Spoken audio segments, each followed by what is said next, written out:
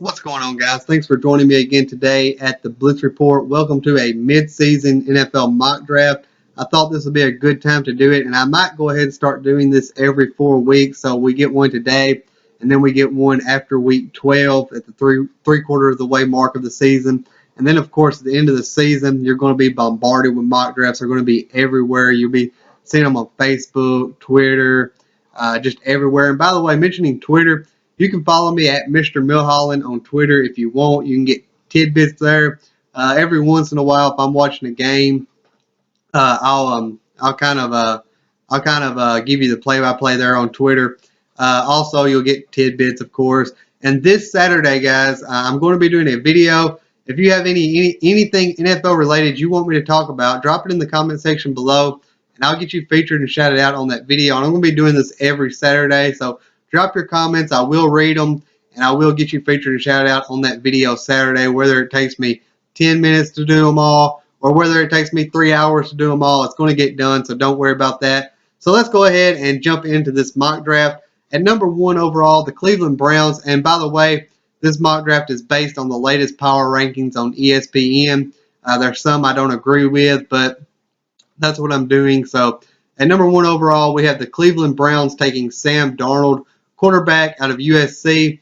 There has been rumors that this guy might go ahead and stay in college and not enter the NFL draft this season, but I don't think that's a good idea for him. He's already projected to be a high first-round pick, and his draft capital isn't going to go up. His draft stock isn't going to go up. So go ahead and enter the draft while you're hot, young man. Get in there. Start building your franchise up.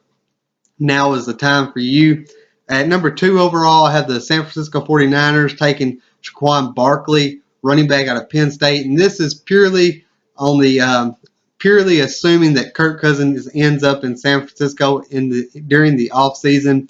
If not, I'd have them taking Josh Rosen here. But for this mock draft, Josh Rosen is going to drop back a little bit, and Saquon Barkley is going to go here.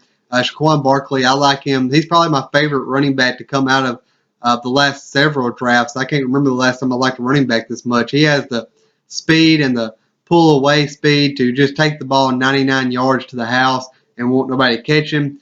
He has the great vision. He has elite stop and go speed. He can stop on a dime and be back up to full speed in 2-3 steps. Great power to move the pile when he has to. So Saquon Barkley, I really like this guy coming out of Penn State. At number 3 overall, we have the Indianapolis Colts taking Bradley Chubb, the edge rusher out of North Carolina State. This guy started to come on last season, and he's been a game record this season. The Indianapolis Colts defense has improved, but it's still not there yet. It's still not one of the better defenses in the league. It's still closer to one of the worser defenses in the league. Worser, if that's even worse. One of the more worst defenses in the league. I really like their hire over the offseason of the new GM, Chris Ballard. I really like that hire for them, and he will build a good team there. Hopefully, Andrew Luck will be back for you next season or at some point this season. So the Indianapolis Colts can get really good over this offseason if they end up with an early draft pick. At number 4 overall, we have the New York Giants with one of the worst offensive lines in the league, if not the worst. I have them taking Connor Williams, and this is just the first step of many to improve that offensive line. Connor Williams has been improving in pass protection, but run protection is really his strength, run blocking. He really uses his hands very well and has great power. So that's just the first of many steps in fixing that offensive line there in New York. At number 5 overall, we have the Arizona Cardinals, and this is where Josh Rosen comes off the board. Like I said, if Kirk Cousins doesn't end up in San Francisco, then he will go number 2 to the San Francisco 49ers. But like I said before, this is just assuming Kirk Cousins does end up in San Francisco. Carson Palmer, we really don't know what's going on with him yet. Is he going to be done after this year? Is he going to come back? Do the Cardinals even want him back? Would they rather get younger at the position and build for the future? So these are just a few questions we have to have. At number 6 overall, we have the New York Jets taking Lamar Jackson. And unless you've been living under a rock, you already know who Lamar Jackson is. So I'm not going to get too much into that. Insanely athletic quarterback. He's been improving at the position. There's a few things he can get better at, but he's going to be a solid quarterback, I believe, in the NFL if he can learn to slide and stay healthy. At number 7 overall, we have the Cincinnati Bengals taking Mike McGlinchey. I'm sorry, offensive tackle from Notre Dame. Andy Dalton has struggled this early off season early in this season. Over the off season, he lost a lot, three. I think it was 3 of his 5 offensive lineman starters. So maybe that had something to do with the struggles. They have improved since they got a new offensive coordinator. Get him somebody in there who can help protect him, and Mitch McGlinchey can do that. Mike McGlinchey. I keep wanting to call him Mitch. His name is Mike McGlinchey. Hopefully, he can come in and help Andy Dalton. At number 8 overall, we have the Baltimore Ravens taking Quentin Nelson, offensive guard from Notre Dame. That's 2 Notre Dame offensive linemen off the board back to back. The Ravens have a very solid defense. Their run game, they could go run game here, but I don't see a running back with the value to take them this early in the draft. So I have them going offensive line, help open up the holes for the running back you do have. Give Joe Flacco a little more protection. He's really been struggling this season. At number 9 overall, we have the Chicago Bears taking James Washington, the first wide receiver off the board from Oklahoma State. Last year, you got Mitch Trubisky out of out of North Carolina. You got a solid defense there. Give him somebody to throw to. Give him a true number 1 wide receiver. James Washington really reminds me a lot of T.Y. Hilton. He's just a little bit bigger than T.Y., but he has that same quickness, that same build. So that's why I have them taking James Washington, the Chicago Bears taking James Washington at number 9 overall. Number 10 overall, we have the Tampa Bay Buccaneers taking Minkah Fitzpatrick, the defensive back. He can play cornerback or safety from Alabama. The Tampa Bay Buccaneers have really invested a lot in their secondary over the last few years. This guy's the kind of guy you can build a defensive secondary around. If he can come in and make everyone else better, maybe the Tampa Bay Buccaneers could start to invest draft capital in other positions, getting firepower at other places, and building depth as well. At number 11, we have the Green Bay Packers taking Harold Landry. And I scouted Landry last year, and I really liked Landry. I had him borderline round 1, anywhere from pick 25 to 40 maybe, somewhere in that range last year. But I really like this guy. He has a very high motor. There is just no quit in him. He keeps coming, and he keeps coming, and he keeps coming. I can't remember if it was last year or the year before, but one year he had 20.5 sacks. So that high motor does translate into production. At number 12 overall, we have my team, the Tennessee Titans, taking Arden Key, the edge rusher from LSU. And last year, he was one of the best players in college football. This year, the production isn't quite there, but he's still having a solid season. And Tennessee, they really need to get younger at that position. They really need a playmaker on defense. This guy has the possibility to come in and provide that. So for that reason, I have him going number 12 to the Tennessee Titans, Arden Key, that is. At number 13 overall, we have the Miami Dolphins taking Ken Webster, the cornerback out of Ole Miss. And so far, from what I've read and what I've seen around, there isn't a cornerback in college football that is doing as much as Ken Webster. He's 5'11". I think he's right around 190 pounds, 180, somewhere in that range. Very productive. And not only that, he's playing hurt right now. He's not at his full, and he's still contributing and doing better than any other cornerback in college football at this point from what I've heard around. I haven't actually watched this guy yet, and later on in the year I am going to be doing scouting reports on this channel, so I will get around to scouting him. I usually wait till mid to late November to start my scouting, but as soon as I know more, I'll definitely let you guys know. This is basically, I have watched some, but I haven't really got in and broken these guys' game down yet. I really haven't looked at what they're good at and what they're bad at. I've just kind of been looking at their production and seeing what other people are saying about them. But eventually I will dive in and start making my own opinions about these guys.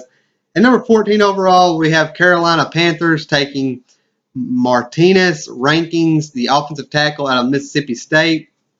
This guy's been a 3-year starter, been very productive against that SEC competition. Last year's draft, the Panthers added speed, getting Christian McCaffrey and Curtis Samuel in the draft in the first and second round. This year, getting Cam Newton some protection. Cam Newton has really struggled this year, and he's just not acting like the same Cam Newton that we used to know.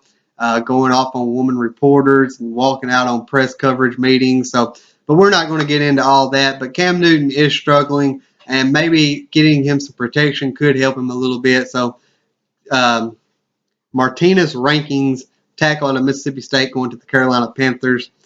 At number 15, we have the LA Chargers taking a quarterback, and that is Mason Rudolph out of Oklahoma State. Very big quarterback, very strong arm. Phillip Rivers is probably going to play for another year or two, but he's at the very back end of his career. Here you get a very talented quarterback to sit and learn from Phillip Rivers, and if Rivers goes down, you get a very talented quarterback to go in and play for him while he's out. And this is just kind of a pick to prepare for the future. It's also could be considered a good value pick, as he could be a top 10 pick. So for that reason, Mason Rudolph goes to the Los Angeles Chargers. At number 16, we have the Denver Broncos taking Vita V, defensive tackle out of Washington. This is a very big man. Looking at him, he reminds me of Vince Wilfork. Put him at that nose tackle position. That will really help you in your run defense, because this guy's going to be very hard to move. It's going to take two guys to move him. Allow your linebackers to run free. This is a very big man. I can't stress that enough. I think he's like 330 pounds. And, of course, any defensive lineman in the NFL is going to be big. But this guy's not only big, he's very stocky. So put him there in Denver. The defense is already very good. Put him there, and it just makes it that much better. No fly zone. Now it's the no move zone, I guess, because you won't be able to run it or pass it. At number 18 overall, we have the Buffalo Bills taking Darwin James, the safety out of FSU.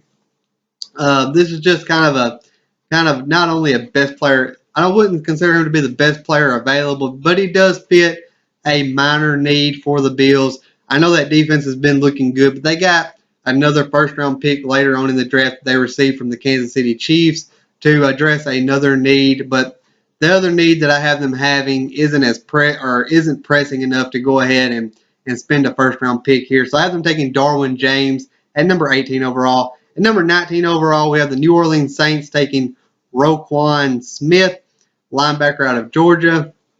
This guy's been all over the football field. He's been rushing passers. He's been stopping the run. He's been dropping back in the coverage, and he's a big reason why Georgia is ranked as high as they are. Very solid linebacker. Really like this linebacker, and I have watched him quite a bit because he's just entertaining to watch. You never know what he's going to do. At number 20 overall, we have the Jacksonville Jaguars taking Mike Gesicki, tight end out of Penn State. 6'6", very good blocker, but it's not even his blocking skills. This guy will go up and get the football. He's 6'6". He'll jump another 4 or 5 foot to go up and get the football. So he's going to be very hard to defend. Next year, the Jacksonville Jaguars will have Allen Robinson back as well. I could have gave him a quarterback here, but I don't feel like there's enough value for them to take a quarterback here. And I actually do feel like there is one, but I feel like that would have been a very bad situation for that quarterback to go into. So maybe they'll get them a quarterback later on in the draft. Maybe signed Blake Bortles to another deal, 1 year, 2 year deal, and let him compete with a rookie quarterback coming in. At number 21 overall, we have the Atlanta Falcons taking Trey Adams, the tackle out of Washington. Now I was kind of iffy on this pick because there's a few different ways I could have gone. Best player available, maybe somebody in the defensive secondary, but I feel like that right tackle spot has been troublesome for the Falcons. I watched that Patriots game, and they had trouble guarding the right side of that offensive line. So Trey Adams could come in and compete and hopefully earn a starting spot and be a solid tackle for years to come for them. At number 22 overall, we have the Washington Redskins. Remember, Kirk Cousins is now in San Francisco. I have them taking Baker Mayfield. The future begins again in Washington. Josh Doctson, young receiver. Well, not really too young, but he's still young. Jamison Crowder's young. Baker Mayfield, very accurate with the football on deep passes, and that's where Josh Doctson excels. And if Josh Doctson can't get open, Baker Mayfield can pull the ball down and run. You also got Jordan Reed there when he's healthy. So that would be a good situation, I believe, for Baker Mayfield to go into. And he's kind of one of them players who's borderline first, second round material. I kind of call him the wild card in this draft. Because he kind of has a Russell Wilson, Deshaun Watson type player to him. He doesn't necessarily have the exact measurables, but he does produce. And he is athletic, and he's kind of smart with the football as well.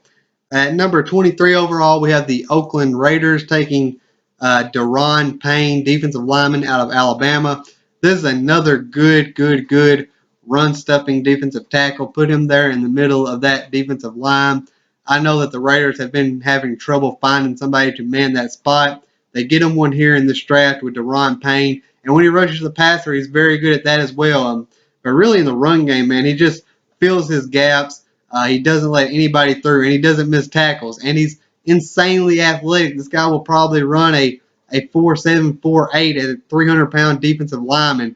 Use his hands very well, and he could very easily go top 20 in this draft, possibly even top 15. I'm kind of the guy. This is just me personally. I wouldn't take a defensive tackle anywhere. If I'm picking before pick number 20 overall, I wouldn't take a defensive tackle. I just don't find value in the position there unless it was somebody very talented or I had a severe need. At number 24 overall, we have Cleveland again picking. This is from their first round pick they got from the Houston Texans. With our first overall pick in the draft, they took Sam Darnold. With this pick, they're taking Christian Kirk. Give Sam Darnold a receiver to throw to, another first round receiver. This guy, he's from Texas A&M, by the way. They triple team this guy on Saturdays or Fridays or whenever they play. I've watched him a couple of times, but they'll triple team this guy, and he still is able to make a catch from time to time. He can also contribute on special teams. Very fast, very shifty receiver. So that's Cleveland's pick at number 24 overall from the Houston Texans. At number 25 overall, I have the Minnesota Vikings taking DeForest McFadden, cornerback out of Florida State. Trey Waynes has really struggled as the second cornerback across from Xavier Rhodes. Maybe get this guy in there, and that will really solidify that secondary. They've already got a really good pass defense with their edge rushers, and there's the secondary that they already have. Run defense is good. They're solid everywhere. The quarterback position isn't necessarily bad, but it is a little iffy with what are we going to do? We're going to do go Teddy Bridgewater or Sam Bradford going forward. So that's kind of up in the air, but it's not necessarily a bad thing. Get somebody in there who can contribute and really take that defense to the next level. I think DeForest McFadden could possibly do that even as a rookie. At number 26 overall, we have the LA Rams taking Calvin Ridley, wide receiver, Alabama. Again, this is a pick based on a need, but Calvin Ridley is a first-round talent. He catches those 50-50 balls. He's an exceptional route runner. Give Jared Goff somebody to throw to. Sammy Watkins, he come in hot, but he's kind of starting to fizzle out. Their other receivers are doing a decent job, but they really just don't have that number one true guy. Got a solid run game. I thought about giving them offensive line here, but really the first-round offensive line talent is gone at this point. So for that reason, I have them taking Calvin Ridley out of Alabama. Seattle Seahawks. Will Hernandez, guard out of UTEP, and this guy is a very strong man. He doesn't have the exact measurables you need, but he's probably going to grade out as the best offensive lineman at the combine when it comes to weightlifting, flipping tires, bench pressing, squatting, all that stuff. This guy's just insanely strong, and that's not exaggerating. Seattle Seahawks really need some help on that offensive line. Get this guy in here and let him bully some linebackers for you. At number 28 overall, Dallas Cowboys take Ronnie Harrison, safety out of Alabama. This guy, he's a hard-hitting safety, very physical. He can come down, play in the box. He can play the pass. They invested a lot in their secondary during the last draft, but that was mainly at the cornerback position. So get you a safety to play in the backfield as well, and that could really help solidify that secondary, especially in the future when these guys start to gel with each other. It does take defenses some time to gel. When the game starts slowing down for these guys and they gel, they have the potential to be a very, very good secondary. At number 29 overall, Pittsburgh Steelers, I have them taking Clayton Thorson, quarterback out of Northwestern. This guy's a very strong arm, but he also has very good ball placement skills. He can throw the ball deep and put it in a tight window when he does it. And that's something that's very, very rare and very uncommon for a quarterback to be able to do. Ben Roethlisberger, we don't know what's going to go on with him. He was contemplating retirement over the offseason. It's a good chance he does retire during this offseason. We're just going to have to wait and see. But at this moment right here, I would go ahead and start planning for the future if I was Pittsburgh Steelers. At number 30 overall, the Buffalo Bills. This is their pick from the Kansas City Chiefs. As I'm taking Cortland Sutton, wide receiver out of SMU. I scouted this guy last year. He was my second favorite receiver behind Corey Davis. I'm not just saying Corey Davis was my favorite receiver because he went to the Titans. He honestly was my favorite receiver. When it comes to the route running, Corey Davis ran all kinds of different routes. Very, very good build to him. Very fast. I know he didn't run at the combine, but you watch his film and he was able to just outrun dudes like it wasn't nothing. He had a little bit of trouble with drops, but in the run game, Tennessee is a run-first team in the run game. He's a very physical blocker. He will put his head in the guy's chest and drive them out of bounds when it comes to run blocking, and that's what I really, really liked about Corey Davis. But when it comes to Cortland Sutton, that's who we're talking about. Get them a number one wide receiver there in Buffalo. They need it. They've already got LaShawn McCoy. Tyrod Taylor is a decent quarterback. Get him a number one receiver to throw to. Cortland Sutton is 6'5", and he is insanely athletic. He's probably going to run a sub 5.4 at the 40 at the combine, and that is uncommon for a receiver that big. That's like what Megatron did. I'm not saying he's Megatron, but he's got that makeup to him. He needs to work on his route running. It was very, very raw last season. I've heard he's been struggling a little bit this season. I haven't watched him this year yet. I've heard he's been struggling, and that's why he goes this late in the draft. If it wasn't for him struggling this season, he would have been my first receiver off the board. He might have even went earlier than James Washington. At number 31 overall, we have the Philadelphia Eagles taking Jamarco Jones, tackle out of Ohio State. And this is kind of a pick to build depth because the Eagles don't really have a need anywhere. Possibly a number two receiver, a true number two receiver would fit here, but I don't really see anybody at this value. So Jamarco Jones, Jason Peters is getting older. He's out for the year, and it's a possibility he retires after this season. If he doesn't, Jamarco Jones can provide depth, somebody to sit behind him and learn from him.